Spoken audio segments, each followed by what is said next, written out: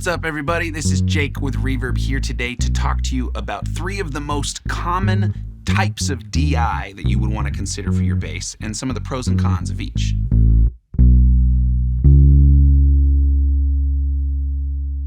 So for those of you not in the know, DI means direct input, and it's basically a way to get the instrument level from your bass, guitar, whatever, out to a speaker. So a lot of the time what you're doing is you're plugging a 1/4 inch into something, and then it's going to be an XLR out to get it up to line level volume for speakers, for amps, for PA systems, for your audio interface, anything of the like. So as common reasons why you would want to consider having a DI in your arsenal are if you are a gigging or touring musician, a lot of venues these days are going to be taking the DI out of your amp or have some kind of DI on stage for you to run your bass through. And so your amp a lot of the times is going to be used for mostly monitoring purposes, right? It's just for you to hear things on stage, and your DI is what's actually getting pumped into the house. So having a DI of your own that you bring to gigs to further control and shape the sound that you want is something to consider, right? Another common use case scenario is if you're doing any kind of home recording, right? Or even in studio recording, having some kind of DI to help boost the signal or to keep things quiet in your headphones. These days, almost all of the electric bass that I record in my studio is pretty much exclusively DI. I don't really have a lot of use for amps these days. I love the sound of a lot of modern DIs too. So now we're going to take a look at 3 categories that broadly cover all of the DIs you might want to consider. So the first category I'd like to look at today is your basic DIs, your bread and butter DIs. These are the DIs that are just going to take your instrument level going 1/4 inch in and give you a line level XLR out going to either your interface or the mixer, for a live rig. You might see a couple other features in some of these, such as a ground lift if you're getting some buzz, maybe something to flip the phase, or some kind of attenuator if you've got active pickups. But for the most part, these are just taking the signal and making it play nice with your interface and your mixer. All right, so the example we've got for the bread and butter DI today is the Acme Motown WB3 DI. This is a very, very, very, very basic DI. We have an attenuator for active signals, so if your bass has active pickups, needs a battery or something that's giving it a lot of juice, this is gonna let you sort of tame some of that signal on the way out. And it's got a ground lift, and that's it. One of the things that this does not have that is very, very, very worth noting, a lot of modern DIs are going to have a through line. So you can take your signal, give it to the DI, take the XLR out going to your interface or to a mixer, and then split the line and go back into your amp. This is something I do all the time when I am recording a bass amp, split the signal, getting the DI, and then getting some of that bass tone and kind of blending the two together in post.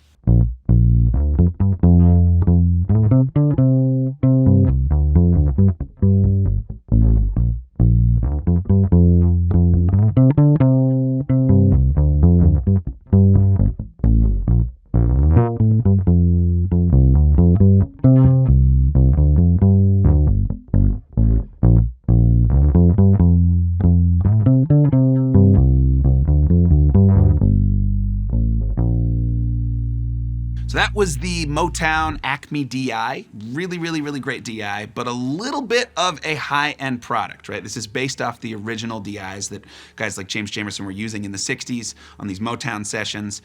Really, really, really nice, colorful characteristic that it imparts on the sound, but it's comes at a cost, right? So let's take a look at a more affordable version of these basic bread and butter DIs, this time with the Mono Canvas by Walrus Audio.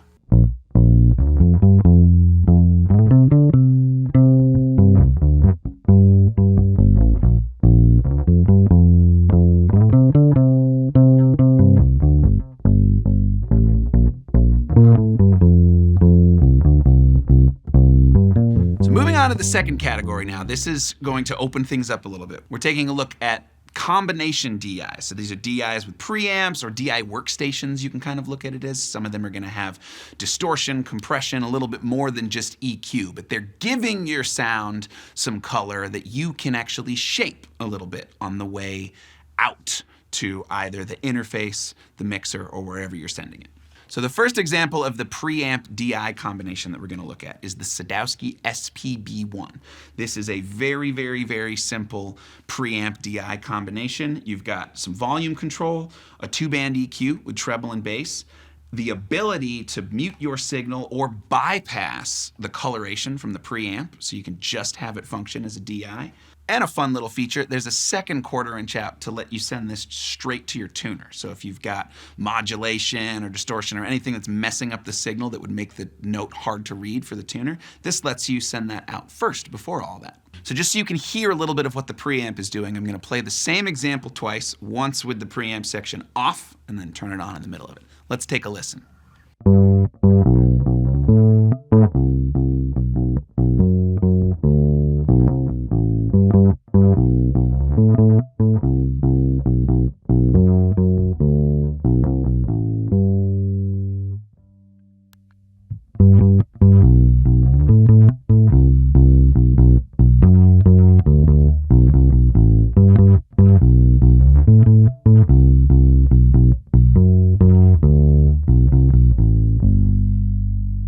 Let's take a look at one more example in this preamp/DI/DI workstation category. This is the Battalion by Electro-Harmonix. This is a really cool pedal that can sort of function as most of what you would need on a bread and butter bass board.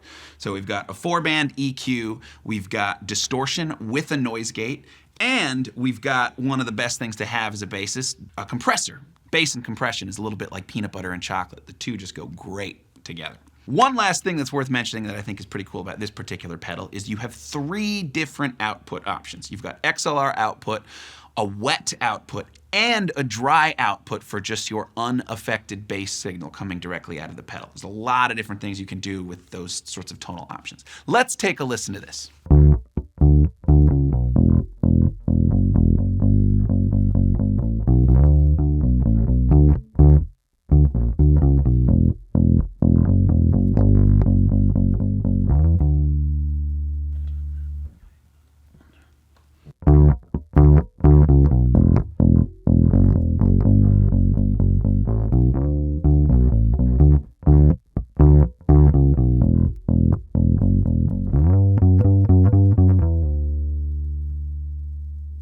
Now let's add the compressor into the mix.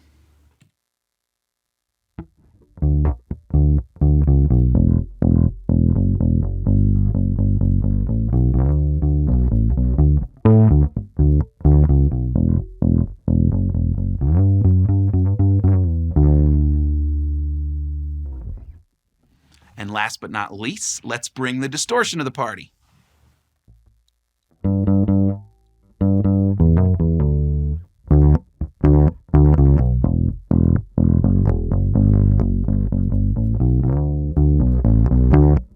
Noise gate just to control that a smidge.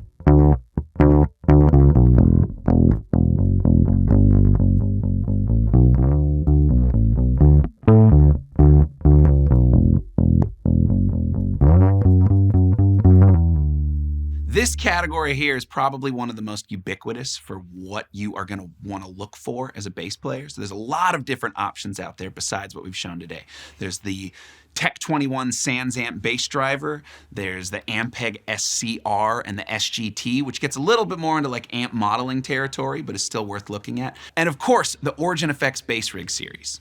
So moving on to our third category today, this is the upper echelon of DI, preamp pedals, etc. Right? This is opening up the world of high fidelity. These are going to be DIs and preamps that have more utility than just on your bass, right? These are going to be studio grade tools that you can use that you can honestly run more than just your bass through. So it's going to be a little hard to tell on paper the difference between this category and the last category, right? A lot of stuff has EQs and preamps and even compressors. But what's different about this grade or caliber of gear is that these are going to be the highest quality components. What is under the hood, the transformers, the op amps that are going into making these is really a level of its own. So let's take a look at our first item in this category. This is the Transformer LX pedal by API. For those of you familiar with the Color Box by JHS, this is a very popular guitar pedal that they made where they put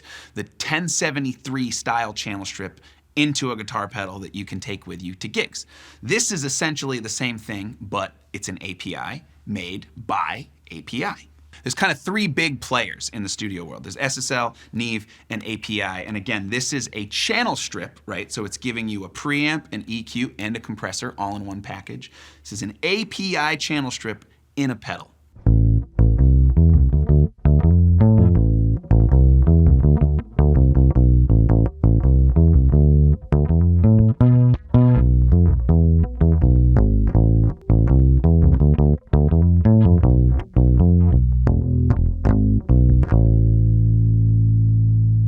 Now we futzed with the compressor a little bit, dialed in a slightly different EQ profile. Let's hear the same example, again, with some slightly different settings.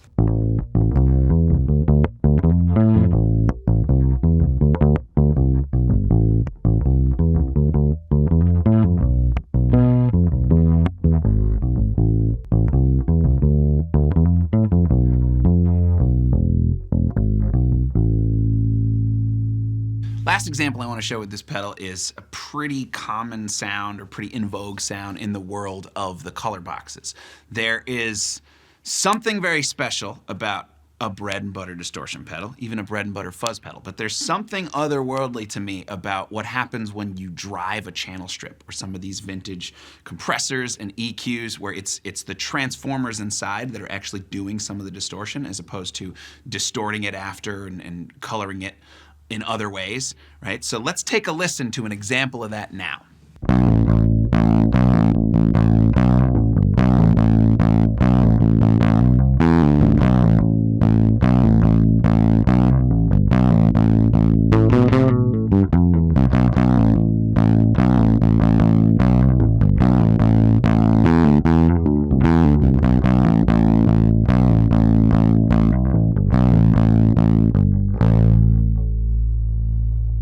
What I want to look at next in this category is the last caliber of DIs. These kind of stop being pedals in the way that these last few examples are and are going to be things that just live on your bass amp and color and shape the sound in a really, really, really marvelous way. Let's take a look at the Solo 610 by Universal Audio.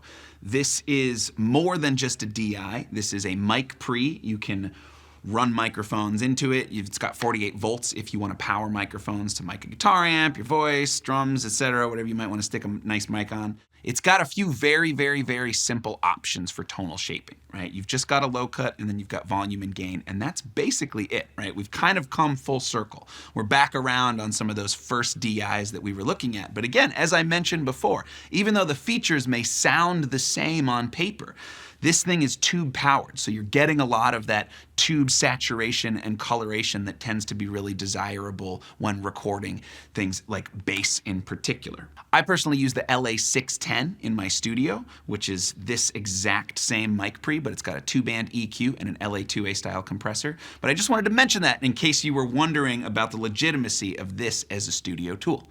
Let's take a listen.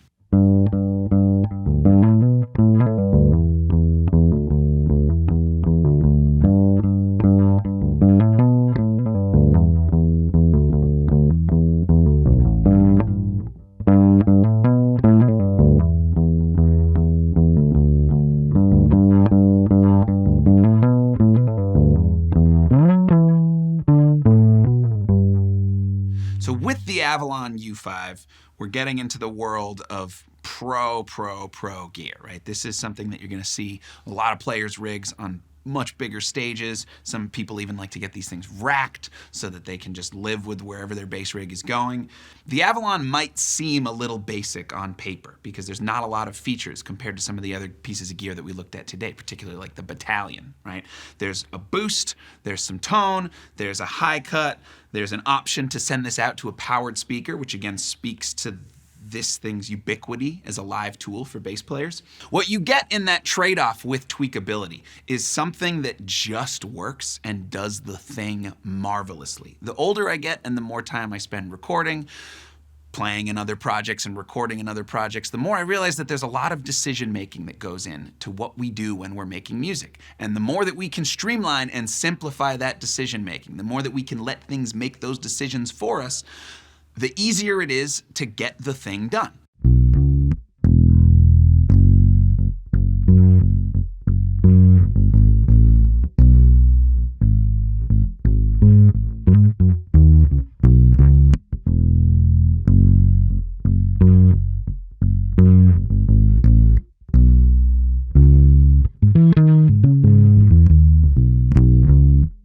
this was a brief overview into the wonderful world of bass DIs. I cannot stress enough, to me personally, how important it is that you as a bass player have some kind of DI in your arsenal. It does not need to be a really fancy one, but I think it's a very, very, very important tool to keep with you, especially if you're recording and occasionally when you're doing live gigs. Really make sure you do your research on what it is that you need, right? If you want more of a one-stop shop like the Battalion, look into something like that. If you want something more like the Avalon that just works and does the thing marvelously, do your research and find something that works best for you. But please, please, please, do let me know whatever it is that works best for you. I'm always curious to hear about all the different ways that bass players are getting the sounds that they make. So let us know in the comments. This was Jake with Reverb. I'll catch you guys next time.